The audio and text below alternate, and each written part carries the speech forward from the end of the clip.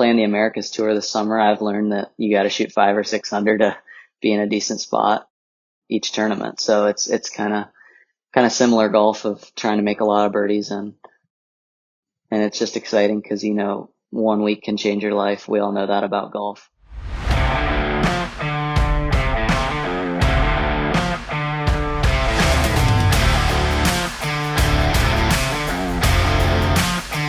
This is The Tournament Code. We appreciate you taking the time to join us today, Maxwell. We know what you've been up to as far as playing professionally recently. It's a pretty strong class you guys have on the PGA Tour Americas relative to what I can remember in the past. But before we get to talking about that, we kind of like to open up our show with a little bit from our sponsor, which is PutView Books. They are gracious enough to sponsor us, which means we start everything off with a little bit of an icebreaker, the PutView Books opening tee shot. And I think this one's pretty low-hanging fruit, but today it's what I got. 1, you played at Ohio State. One, who is the best golfer in Ohio State history? 2, what is the hometown of that golfer? Jack Nicklaus in Upper Arlington, Ohio. Yeah. There we go. I knew you'd ask that question as soon as you said low hanging fruit. He loves Jack. He loves Jack Nicklaus. I do love Jack Nicklaus. How do you not? He is my favorite. So from everything I've read and seen, special character, special guy. Yeah. Hard to beat. Now that we've gone into that, tell us a little bit about what it's been like on there. So for the people who haven't been following the PGA Tour Americas, for us, it's been more interesting this year than in past years. This is going to sound bad to say, a lot of years, the PGA Tour Americas, one was Latin America and Canadian were separate. So there were 2 separate tours. So the talent was separated. And so you had to choose which one you were going to go on. Some guys went the Latin America route. I think Harry Higgs might have done that. There might have been a few others that went that way. And there have also been a few that have gone Canadian. But the getting to the Korn Ferry and the PGA Tour from college essentially has to happen from there unless you're one of the guys who got those early exemptions on PGA Tour U into Korn Ferry PGA. But the cool part about getting those exemptions is we were able to watch you throughout your college season finish up over the national championships, and then once you finished up there, immediately you're out on Canadian, and that tour has a bunch of those college guys who are playing really well. So now that I've blabbered a little bit, tell us a little bit about what it was like making that transition onto there. It happened really fast, and it was a pretty drastic change. To go from college golf where you're traveling with 4 to 6 teammates every week, 2 coaches, and you're never bored between rounds. You're always hanging with the guys or messing around, doing a lot of different things. Whereas in professional golf, at least for me to start, I traveled by myself the first couple weeks. So it was an adjustment, kind of a lot of downtime that I wasn't used to having. And yeah, it's definitely different, but I think kind of as I've gone through this summer, I think this will be my 10th event as a pro. I'm going to play this week here in Minnesota. It's definitely something that you get used to eventually. I've been fortunate to have one of my buddies from home travel with me to caddy a couple of weeks, and now my wife is traveling with me full time now. So I've had somebody with me the last 6 weeks or so, which has been a nice change from those first couple of weeks of being by myself. But it's definitely an adjustment. The competition's really good in college, but it's even better out here. I think something I've really noticed is college golf, most tournaments, usually half the guys in the field are truly capable of winning that event. But out here, even on the PGA Tour Americas, if you have a tee time, then you're able to win. So that, I think it's just shows how deep these fields are, and professional golf just continues to get deeper and deeper. And that's why it takes some guys a long time to get to Korn Ferry and PGA Tour. I know a lot of these courses that you're playing on PGA Tour Americas are probably a lot easier than some of those bigger amateur tournaments you were playing last summer. So consequently, those scores are going to be a lot lower.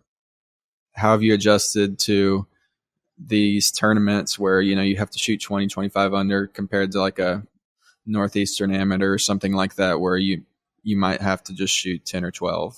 Yeah, you don't really expect it. Yeah, college golf, amateur golf, if you shoot a couple under every round, you're going to end up in a pretty good spot by the end of the tournament. Whereas out here, yes, the courses are easier, but they're not that much easier. The guys are just really good, and guys make a lot of birdies, guys play aggressive, guys make a lot of putts. And it's been a bit of a wake up call for me because I've always been one of those guys who prefers to play a golf tournament where even pars are really good score and conditions are really tough. And we've had none of that so far this summer. It's been make as many birdies as you can. And I've missed 2 cuts at 6 under, which, teeing it up this summer, I didn't expect that. And that's happened twice. My best week, I shot 18 under and finished 17th. So it's an adjustment for sure. You got to really learn how to go low, and yeah, it's definitely different. When you're getting on the road like that, week in, week out, especially coming off a college season, as you mentioned, the group you're with is different. Everything is unique for you, but a lot of it's the same, that you're still playing golf, still getting ready. What does it look like on the road for you prepping for a tournament, especially relative to college where coaches probably were doing a decent bit of the course prep work for you and you weren't having an event weekly? I think it's definitely different. In college, you usually show up just the day before the event and you get one practice round and you better be ready to go the next day. Up here, usually you get there on Monday and you have Monday, Tuesday, Wednesday to kind of develop a routine of how much am I going to balance being on the course with range work and practice green and then rest, because I've played 10 out of 11 weeks now. So you have to find days where rest makes sense. And yeah, my routines have changed a little bit. In junior and college golf, I didn't spend a ton of time on the range, spent a lot of time on the course as much as I could, because usually it was only one practice round. But up here you get 2 or 3 practice rounds, and I think that you really got to take advantage of those practice rounds, but also practice rounds are really slow and you spend 6-7 hours on the course. You got to make sure that you're getting your work in on the range and on the practice green. So it's just really finding a routine that works for you. And I think that's been an adjustment for me. I've started to kind of develop a pattern that seems to work pretty well these last few weeks. And I always use Mondays to my advantage. Usually there's not that many guys out there, so you can move a little faster and try to play as many holes as I can on Monday. And there's usually a pro-am on Wednesday, so I'll spend some time on the course again on Tuesday, and then whether or not I'm in the pro-am determines what my Wednesday looks like. But yeah, just, balancing rest. It's hard sometimes being a pro golfer. You kind of think I need to be at the course all day on these prep days, but sometimes your body needs to rest too, because if you're going to play 4 rounds, you're going to be really tired by the end of the week. And then most times you have a tournament coming up right after that. So just balancing how much you're on the course, how much you're grinding on the range, and then how much time you're letting your body recover. Yeah, I'm not sure what your swing coach situation was in junior and college golf, but I know that a lot of guys making the transition from college golf to pro golf find it difficult to be by themselves on the road for, say, 10 weeks in a row without their swing coach. And you mentioned you're doing a lot of range work. So are you working on things with your swing coach? Are you working on things on your own, or are you just trying to stay sharp? A little bit of everything. I'm very blessed that my dad is a golf instructor, so he started teaching me the game when I was very young, and he's kind of been my swing coach my whole life. I've worked with a few other guys for small stints, but my dad's been my main resource when it comes to swing coach. So, but yeah, it's, in junior golf, living at home, and he traveled with me to every event. I always had him there. And then college golf, he wasn't there as much. So we had to kind of adjust to me sending him swing videos and kind of doing our lessons, our time together that way. And then up here, it's been an adjustment for sure. I mean, you're playing a lot of golf, you're practicing a lot, and my dad hasn't been able to travel every week, so I've had him up here 3 times. He's been with me at professional events so far, and it's nice. It's so much better to work with my dad in person than it is to send videos over the phone. So I try to get him up here as much as I can. But like you said, the other thing is staying sharp. I mean, you can't really do many things swing change wise throughout a season.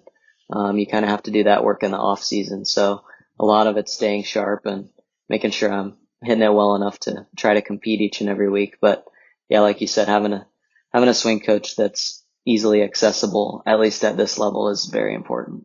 Yeah, I was looking at your swing on Instagram, and it looks like you have a very, very low vertical swing plane. So, that club's coming in flat, and you're getting those hands really, really low at impact, maybe even lower than what they are at address.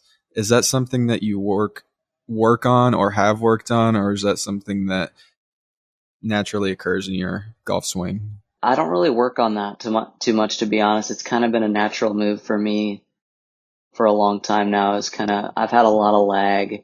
I usually hit the ball pretty low. I'm not a bomber or a high ball striker. So yeah, I've always had kind of a lower ball flight and a lot of lag. And that's something my dad and I just continue to make sure stays, cause it's helped me be one of the straighter hitters in each level of golf that I've played, and trying to keep it that way. Yeah. I also noticed that basically your shoulders and your chest is pretty much pointed at the target at impact. Is that something that you've always had, or is that something that you guys have worked on? That's another thing that's been pretty natural for me. My hips are very fast, so I get kind of very open at the ball. I've always kind of played a cut, and I think that those things kind of line up. Is it ever tough having your dad be your coach? Kids don't always get along with their dads anyway. Full-grown men don't, sometimes even more so.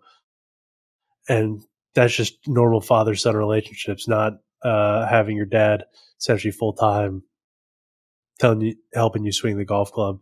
What's that been like? It's been really good for the most part. I mean, we've had definitely our disagreements over time, as every father and son do, especially when a dad's a swing coach.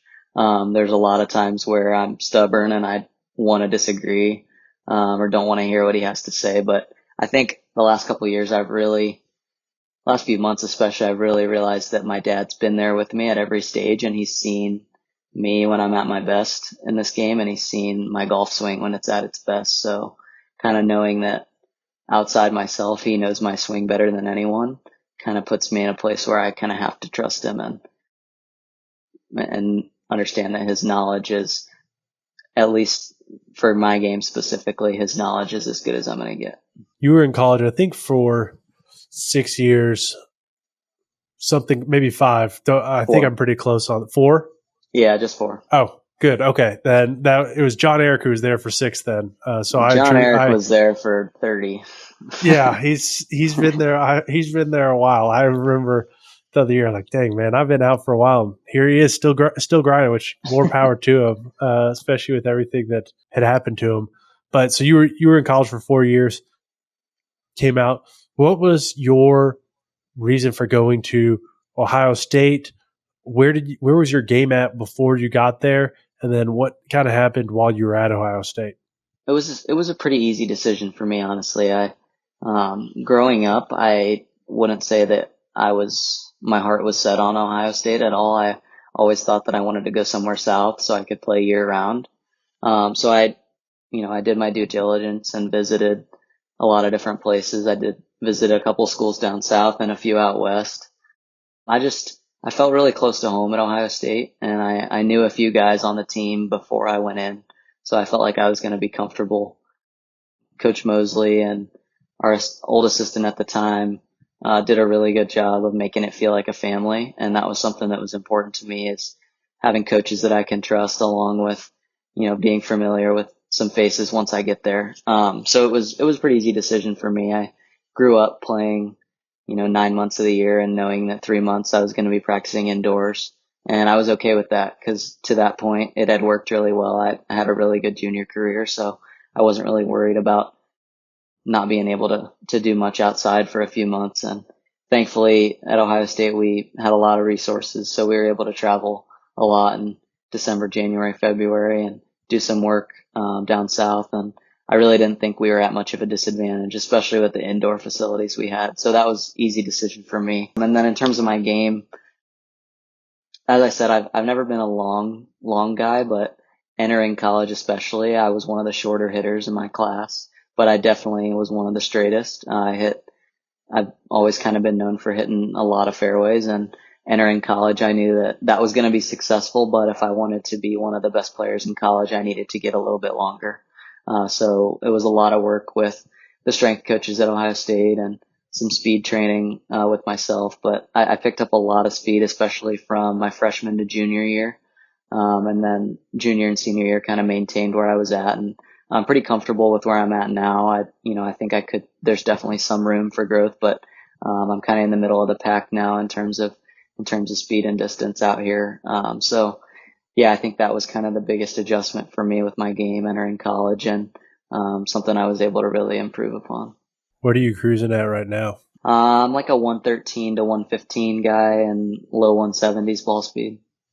Got it. And I know you're a Speed Sticks ambassador. Tell us about how speed training and strength training factored into your improvement and gain in speed. Yeah, it was huge. I think, in order to habitually swing the club faster, you have to practice it.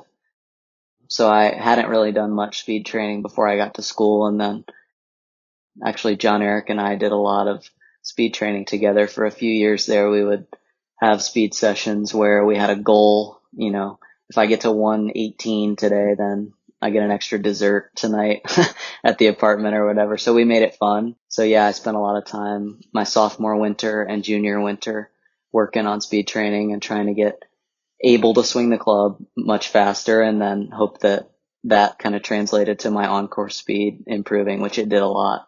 So speed training, there's definitely something to it. And then strength training is important too, because speed training could be a risk for injury if your body's not ready for it. So making sure that your core is strong and your legs are strong and your back is ready to swing the club that fast and move that fast is huge for being able to effectively do it. Yeah, you definitely being low 170s, you can definitely hit it out there a pretty good ways. But I imagine on the Americas, you're probably consistently behind a lot of guys. How do you approach that mentally? It's been something I've kind of been used to for most of my career, is never really being the longest guy in my group.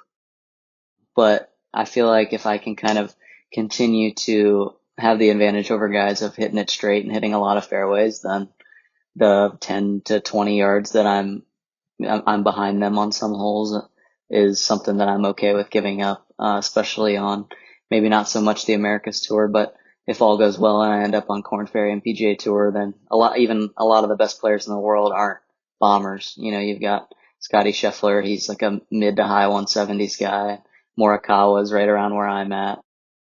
So you can play really well. You can win a lot of golf tournaments in the low 170s, but the key to that is hitting it straight and hitting a lot of fairways. So I'm just trying to continue to do that and not really compare myself to anybody else when it comes to speed. It's good that that's your approach, because I know it's easy. And for some people, they need the speed, but for a lot of guys, it's easy to be average right about where you are and then be like, well, I'm younger, so I can add another 5 miles per hour of speed and do it. And again, sometimes it works out well for guys, but other times it can be not as advantageous for them, just because golf isn't only about hitting it far. So when you're going out there and playing courses on the Americas and then prepping for Q School on the Korn Ferry, do you select the courses that you're playing in?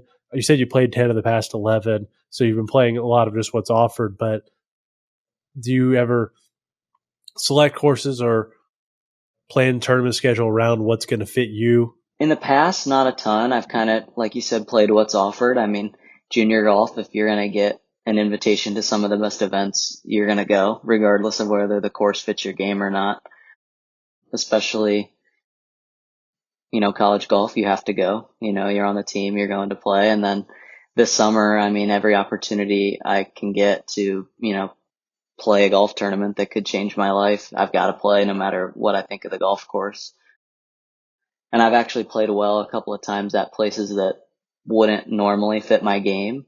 So it's been nice to see myself kind of play well on some more open, longer golf courses, where in the past I didn't love those because it didn't fit my play as much. But yeah, I mean, in the future, I think I'll definitely consider it. For Q School this fall, there were 5 options for second stage, and I decided on Valencia, California as my choice. It's a harder golf course. Last year, 1 under made it through. And like I said, I prefer those tougher tests. And from what I know, it's not very long, but it's, tree lined and tight, and you got to hit it where you're looking. And a few of the other courses that are offered for second stage are kind of those long, big ballpark golf courses where guys that hit it 320, 330 are going to have an advantage, even if they're not hitting it as straight as some of the shorter guys. So yeah, it's definitely factors into decisions. And I think, Lord willing, if I can get to the PGA Tour soon, then I'll start to kind of build my schedule around what golf courses I like and what golf courses are advantageous to me and not. So you also had mentioned earlier that you recently got married. So what's it been like going out and having to play? I mean, I'm married 5 years now, know my wife for a while, and marriage is its own beast in both good and bad ways. But there's a lot of pressure. I can imagine being out on the road, also having your wife with you, and having golf's can be one of those all-consuming things where it's easy to spend 10 hours a day or even 8, just focusing only on golf while still balancing a relationship like that, again, on the road with you. So what's that been like, adjusting to both getting married and getting married while on the road? It's been awesome. I mean, I can't give my wife enough credit because she's done such a great job we got married in the middle of the fall season last year, my senior year of college golf, which is extremely busy. I'm trying to graduate, trying to get a degree, and trying to play the best golf I can so that I can have a place to play when I turn pro. And balancing all that with, being a newlywed, she did such a great job supporting me and understanding that I'm going to be gone a lot. And some days I'm going to need to be at the golf course and at class from 8 a.m. to 7 or 8 p.m. And she was totally okay with it. She knows what my dreams are. And over the years, my dreams have kind of become our dreams. And I'm very thankful that she's kind of has a similar vision to me of what the future hopefully looks like. And then, yeah, it's, I will say the first few weeks of pro golf, she didn't travel with me, and it wasn't fun, just because, like you said, I'm at the golf course for 10 to 12 hours and not on my phone a whole lot. So not able to communicate with her a ton, and then talk to her right before I go to bed. Hey, how was your day? And it's kind of the same thing for 4 or 5 weeks in a row when I first turned pro. And then, fortunately, her company allowed her to start working fully remote. So she's been up here with me, and it's been a blast.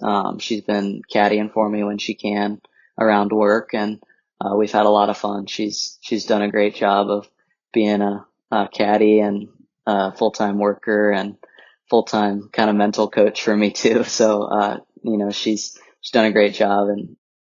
And even though this summer I haven't played well, our marriage has done really well, and we've gotten along really well. So I think that says a lot about, what can be, if you find the right one and, your goals are aligned. Better to have a good marriage than a good career, probably. At least, absolutely, from what I've seen. Yeah, because there's a lot of people that have neither or one, and it's not one that they're too happy with. As to your golf game, you said you hit the ball straight. You try to find courses, or you enjoy courses that fit that are, and also that are tough.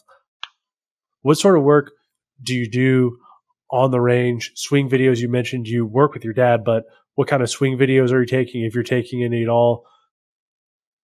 Like, how much of your time is spent on the range? Like we're just talking about a normal practice day. How much is spent on the range? What are you doing there? What are you doing short game area? What are you doing on putting, etc.? Yeah, loaded question. Yeah, I'd say my range work has changed a lot over the years. I grew up at a golf course that was a lot of fun to play and a good test to play, but the range wasn't the best. We were hitting off mats all the time, so I never spent a ton of time on the range. I was always practicing on the golf course, playing 36 holes a day in the summer in a cart, just playing, hitting shots on the course. And I think that was huge for my development as a junior. Just was always comfortable with hitting shots on the course and never really had any issues taking things from the range to the course. And then in college, still played a lot, but definitely spent more time on the range than I had in junior golf. But I felt like I had a good balance of that. And then, yeah, in pro golf and recently I've been spending, sometimes you're not able to be on the course a ton because like I said, there's pro-ams and rounds are 6-7 hours. So yeah, you definitely it's tempting to spend a lot of time on the range, but I feel like I've kind of limited myself a little bit to not hitting millions of golf balls because that can kind of get redundant. And then I've had a few issues lately with taking it from the range to the course because I'm not playing as much golf recreationally as I used to. It's almost like every time I play now, it's a tournament. And that's definitely an adjustment. But yeah, swing video wise, I'm pretty picky. My dad, my whole life has always taken pretty good swing videos, so I've always kind of preferred that he do it. And then in college, I probably rubbed some of my teammates the wrong way when I told them that was a bad video or not asking them to take videos anymore. So I had to select a few guys. Jackson Chandler takes a really good swing video, so I had him do it. John Eric, hate to say it, he's not the best swing video taker. But yeah, actually I've taught my wife how to take a pretty good swing video and she does really well with it. So, but yeah, I'm pretty picky. I always like the down the line view on the hands. Cause I feel like that kind of gives me the best reference point of where things are at. But yeah, I'd say, each week I'm taking a few swing videos, just kind of making sure it looks similar week to week. And if I see something that looks a lot different, it allows me to have time on the range to really try and get things dialed in. But I've noticed a lot pro golf when you're on the road every week, like your swing can change a lot without you knowing it. In college golf, it seemed like, you'd play one tournament and you'd have a week or two off and things would look pretty similar each week. But in pro golf, it's like different every week and you're spending a lot of time. Your body's changing a lot. You're riding 12 hours in the car, you're flying from tournament to tournament, you're doing a lot of different things. So kind of having a baseline of, okay, this is, what my golf swing looks like when it feels good and when it is effective. I think that's huge to kind of have those checkpoints every week. You mentioned you're playing in Minnesota this week. So after this week, what does the rest of the season look like for you? I know at some point it will be Q School, and we'll definitely be rooting you on to get through Q School and play on Corn Ferry next year. But regardless of if that happens, what's your winter going to look like? What's your off season going to look like? Yeah, so I've got Minnesota this week, and if I have a good week, I'll qualify for the Americas Tour Championship next week in Toronto. So hopefully we'll be there. But if not, that'll kind of start my, I guess, off season a little bit because Q School, I'm exempt to second stage, thankfully, this year. So that doesn't even start till December.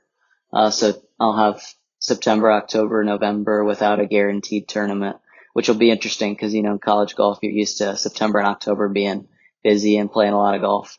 So it'll be an adjustment, but I'm kind of looking forward to having some downtime and being able to go home and work with my dad on my swing and try to, get out some of the kinks that have been around this spring and summer when I haven't had a ton of time to work on things.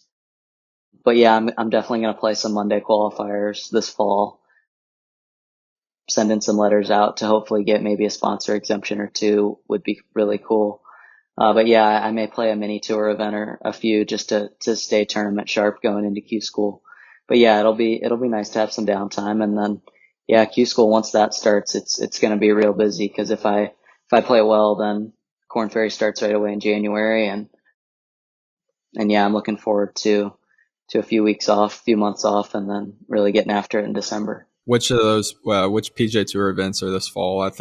I know there's the Sanderson and then there's the RSM. I'm not sure which of the other ones. Yeah, so I'm going to play the Sanderson qualifiers for sure, and the RSM as well. I lost in a playoff last year at the Monday qualifier for RSM, so I'll definitely try that one again. I may go to the qualifier in Napa. I played that one last year. Almost made it there too, so going to give myself a few chances this winter for sure. I think I'm going to go out to Vegas and play the Shriners qualifier too, because my wife and I's 1 year anniversary is right around that time, so we'll make a trip out of it. That'd be good. I know you've had some good I don't want to say good luck, but you've done well in Monday qualifiers before. You qualified for the Barbasol Championship last year here in Lexington. Can you talk a little bit about some of the success you've had in Monday qualifiers, why you think that is, and what your thought process is in general on Monday qualifiers? Yeah, I really enjoy Mondays. It's cool because it's, one good round and then you're in an opportunity where you could change your life. So I think that's a really cool aspect of it.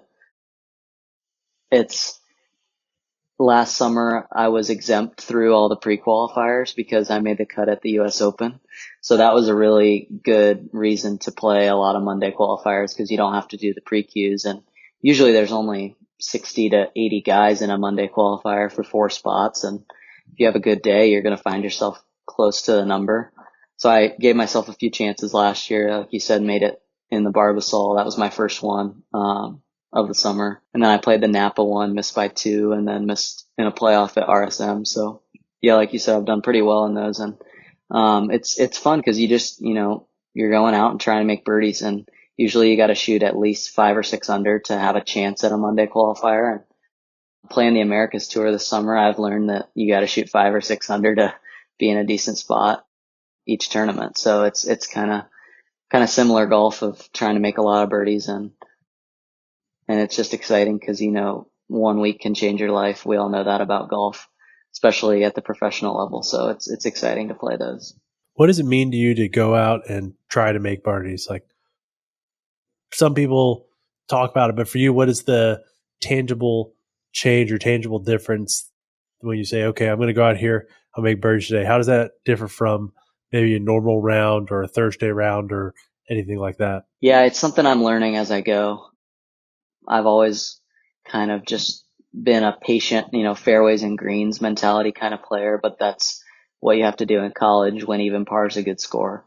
Now out here, you got to make a lot of birdies. So I feel like I've found myself hitting driver a lot more, hitting driver on holes that maybe you wouldn't consider it as much when par is a good score, but when you need birdie, you've got to really go and get yourself as close to the green as possible.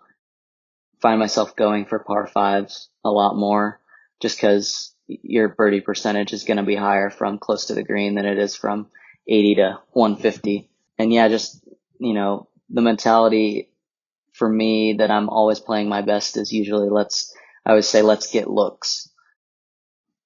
How can I get myself inside 30 feet for birdie each hole I tee it up? And then if I have a good day with the putter, then it's going to be a great day. And if not, then I'm going to, shoot around even par. But I think the main thing for me is when I'm getting looks, I'm playing really well. And that method kind of works on tough golf courses and in Monday qualifiers.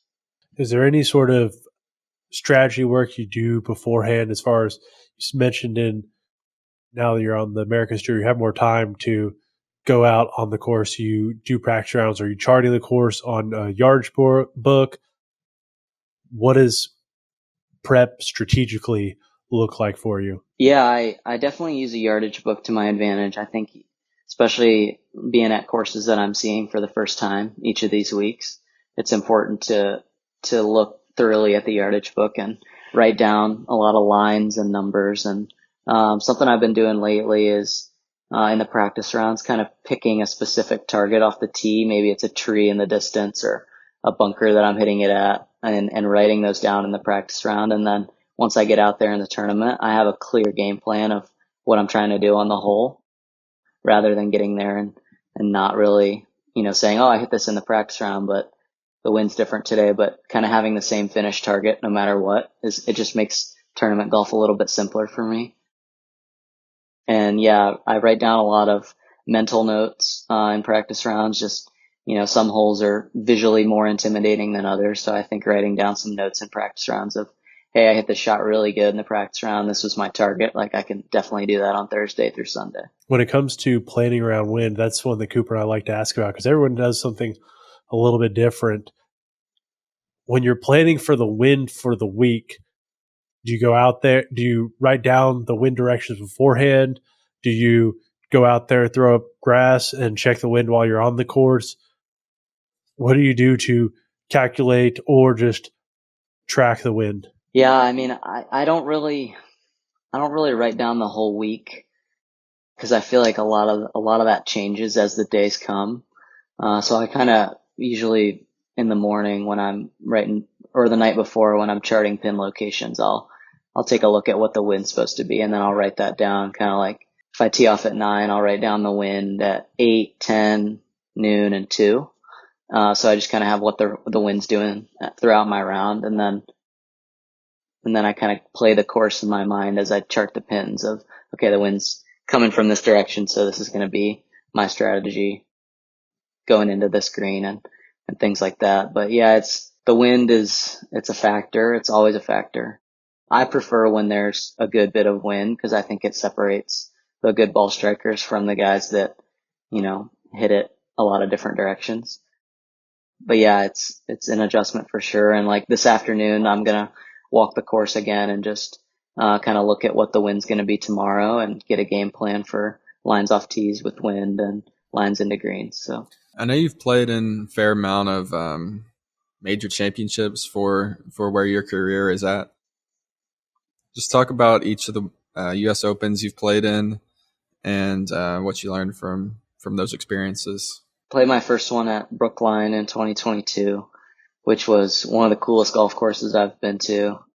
Such a traditional USGA setup, long rough, tough greens. It was awesome. I learned a lot that week. I was kind of starstruck by the experience and grandstands everywhere and all the big names. So I played 18 holes Sunday through Wednesday, which was the biggest mistake I've probably made in my career to this point because by the time Thursday, Friday came around, I was so tired. But yeah, I got to play a practice round with Scotty Scheffler that week. So that day was worth playing 18 holes for sure. But yeah, I learned a lot from playing a practice round with him. He didn't hit a ton of extra tee shots and approach shots, but he spent a lot of time around the greens, on every hole. He hit chip shots from every different direction and putts all across the green. So it was cool to see that he really prioritized around the greens a lot more than the other stuff in the practice rounds. And then LA was my second one. I played well there. I made the cut. Didn't play good on the weekend, but got to play 4 rounds, which was a new learning experience because it was the first time I'd played a weekend in anything significant. I played twosomes on Saturday and Sunday, which I wasn't really ready for. Pace of play is a lot faster, and you're expected to play in less than 4 hours after playing in 5.5 on Thursday and Friday and threesomes. So it was an adjustment, but I learned a ton that weekend, and then was fortunate to get in as an alternate at Pinehurst this year.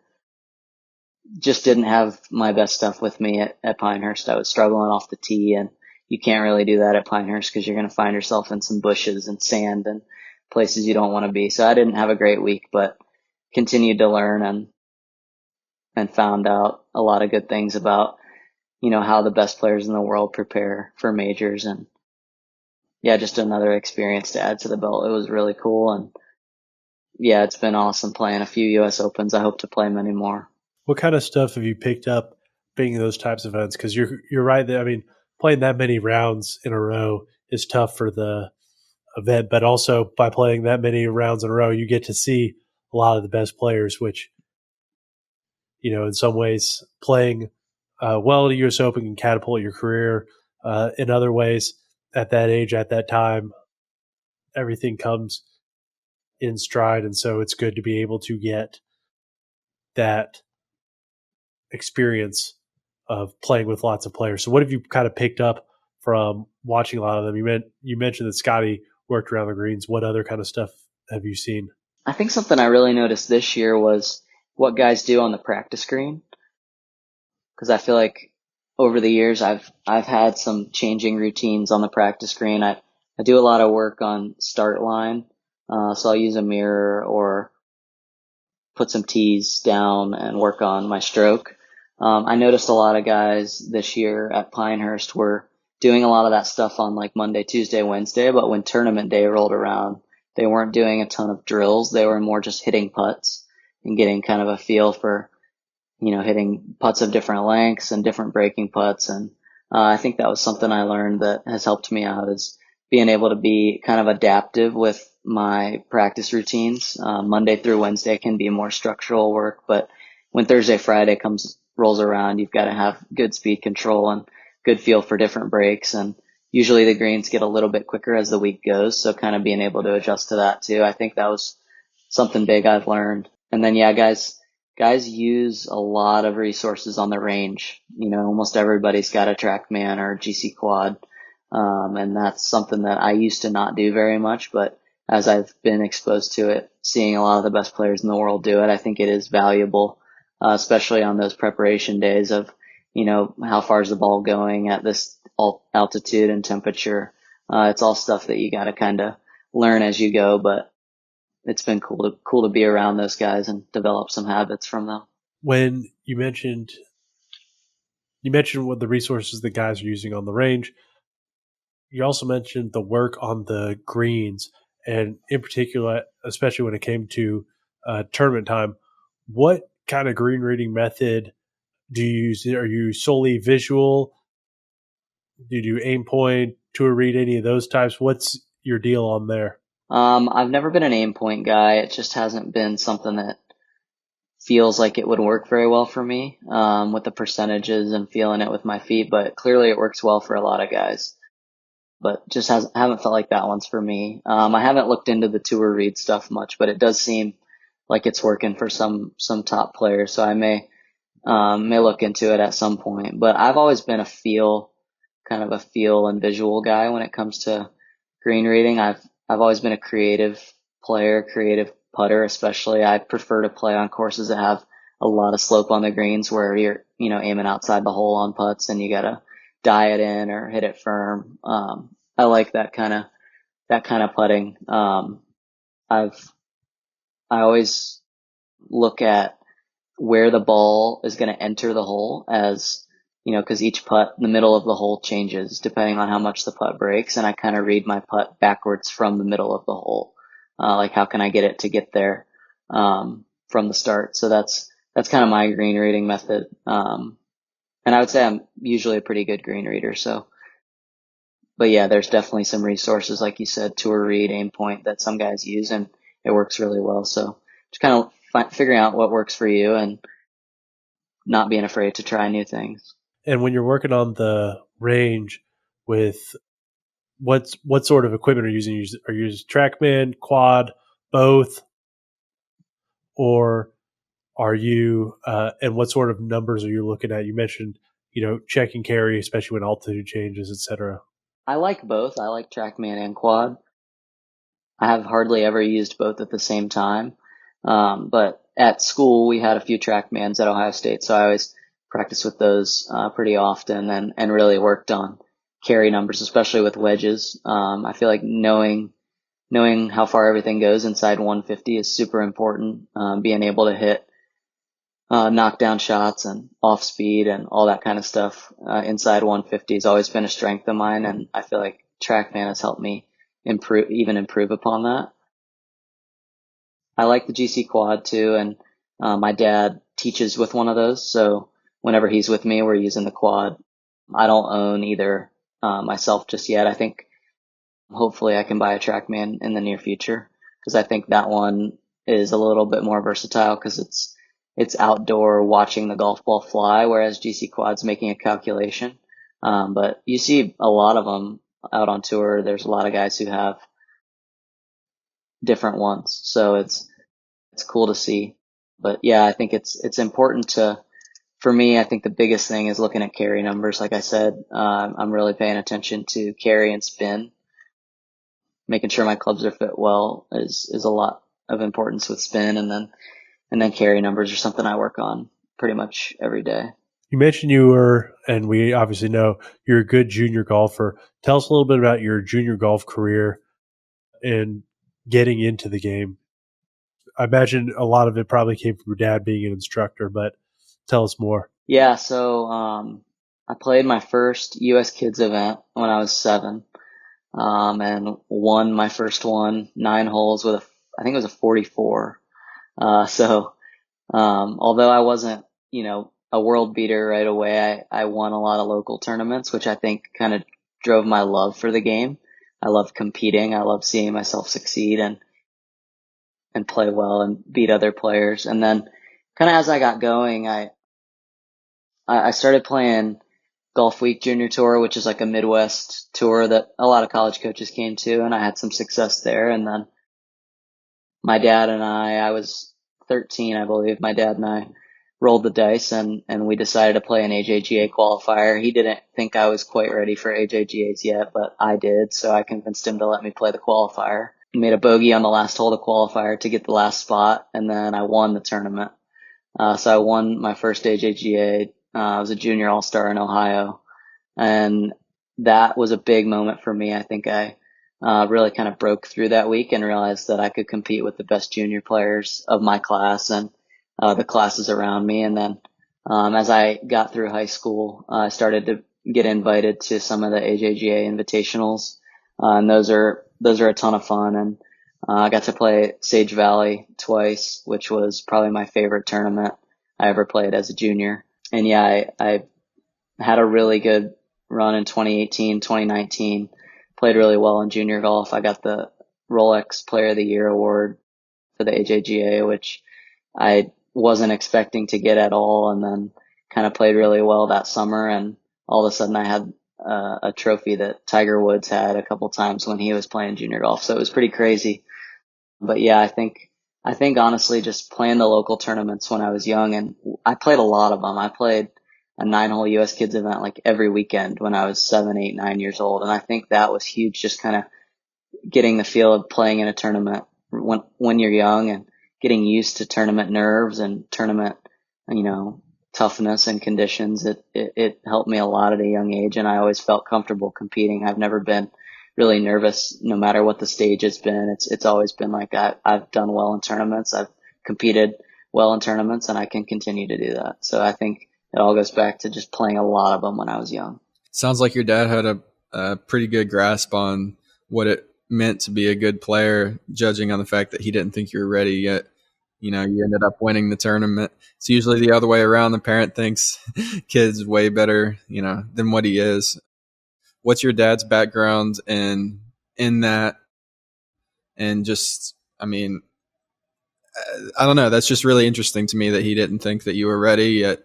You were that good. It kind of reminds me a little bit of Tiger's dad telling him he needed to keep staying an amateur, even though he won the U.S. Amateur. Yeah, my dad, he had a great competitive career himself. He played college golf at Kent State, and he played a few mini tours, played Q School a few times. He played some U.S. Open sectionals and played, like I said, some mini tours for a few years. So he had been around, high level tournament golf, and he kind of knew what the best players in the world were doing. And I think he did a really good job of building my game, helping me build my game like that growing up, of hitting fairways and greens. And we didn't really chase distance when I was young, and I think that paid off because I've always been able to hit the ball pretty straight. And even as I've gotten longer, still have continued to hit it pretty straight. And I think a lot of that's just credit to my dad and I kind of constructing my golf swing from a young age. And I think his experience really paid off in that way. That is cool. Well, we know you got some course scouting to do, a little bit more walking for your tournament this week. The last question we ask every guest is the same, which is, if you could go back to yourself as a junior golfer and tell yourself just one thing, what would that one thing be? I would say be patient. I think as a junior golfer, I was so just anxious to get to the next level.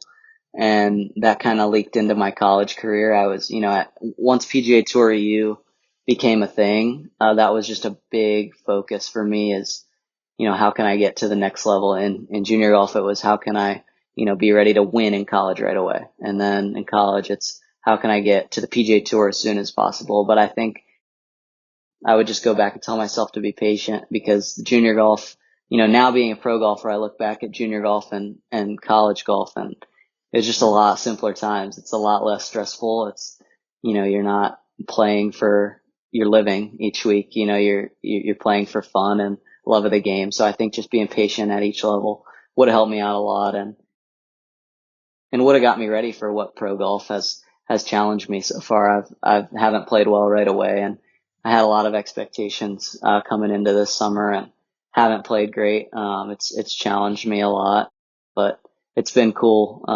I feel like my faith's a big part of my life, and I feel like that's grown a ton this summer. As I haven't played great, it's made me lean on my faith a lot more, and like I said, be patient, because pro golf, I could be on the PGA Tour in a few months, or I could be there in 10 years. You never know.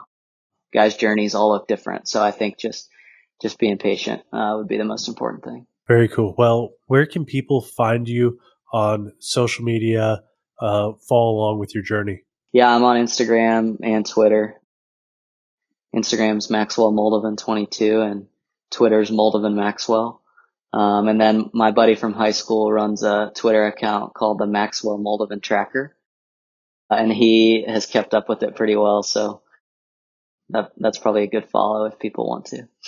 Sweet. Well, we'll be sure to follow along. And if you're listening to us on Spotify, Apple Podcasts, or YouTube, please subscribe, leave a rating. And if you're trying to find us on social media, you can find us on Instagram at The Tournament Code and on Twitter at Tournament Code. As always, we appreciate you taking the time to join us. I look forward to diving in deeper to what it takes to play elite tournament golf.